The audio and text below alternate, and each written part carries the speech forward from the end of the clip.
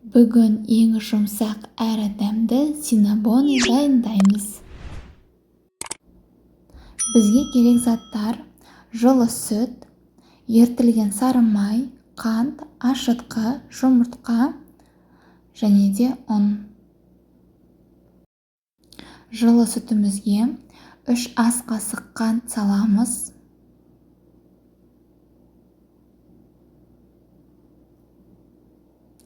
Ашытқымызды саламыз. Араластырып 15 минутқа комната температурасына аузын жауып қойып қоямыз. Екінші ыдысқа жұмыртқамызды жарып саламыз. Оның үстіне қалған қантты салып, жақсылап жанышқымен араластырамыз. Қант толығымен еру керек. Ашытқы салынған массамыз көтерілгеннен кейін үстіне ерітілген сары майды құямыз. Жақсылап араластырып, екінші ыдыстағы жұмыртқалы қант массамызды құямыз. Толығымен барлығын араластырып,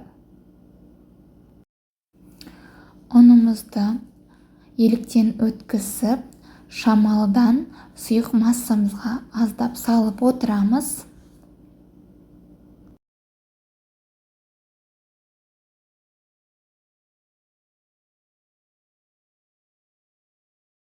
Қамырымызды видеодағыдай жұмсақ етіп илейміз.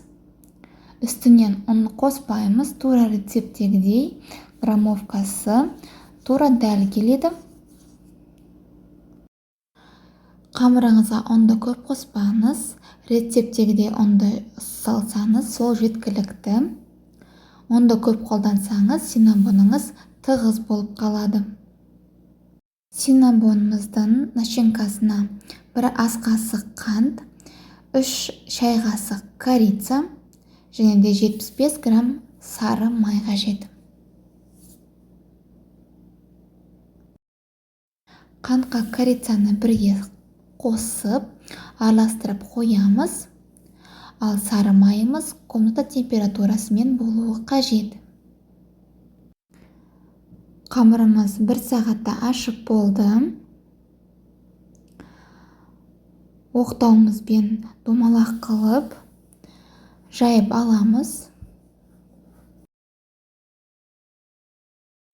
Қамырымызға комната температурасында еріп тұрған сары майымызды жағып шығамыз.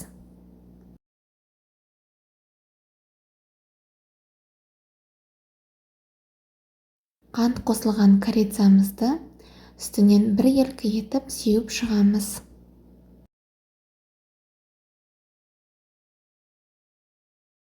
Қамырымызды рулет тәріздес етіп орап шығамыз.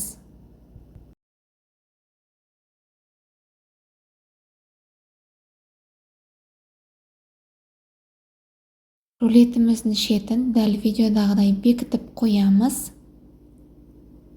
ағытылып кетпеу үшін. Рулетімізді 16 бөлікке тең бөліп аламыз.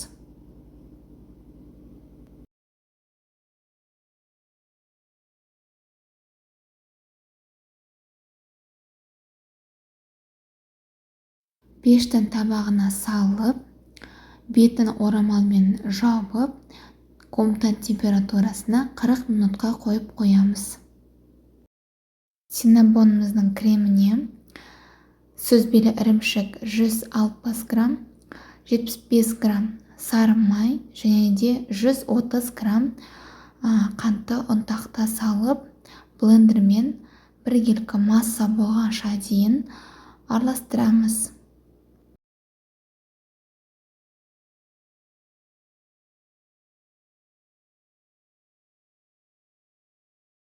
Креміміздің консистенциясы тура осындай болуы қажет. Синнабондарымыз көтеріліп дайын болды. Егер де пештеріңіз менікіне ұқсас болса, 150 градуста конвекциямен 15 минут қойып, көтерілгеннен кейін 160 градуста конвекцияны өшіріп тастап, қызарғанша дейін осылай пісіреміз. Егер пештеріңіз шамалы ғана ыстатын болса, онда 180 градусте 20-25 минут пісіріп аласыздар.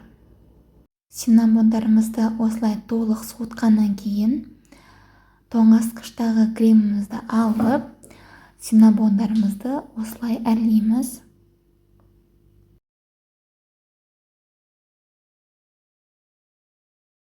Синнамондарымыз дайын. Өте жұмсақ, нәзік, дәмі өте дәмді синнамондарымызды дайындауға міндеттісіз. Ас болсын. Менің каналыма жазылуды ұмытпаңыз. Лайк басып, қоңырау белгісін басатын болсаңыз, келесі жолы сіз міндетті түрде менің жаңа рецепттерімізді көретін боласыз. Сау болыңыз.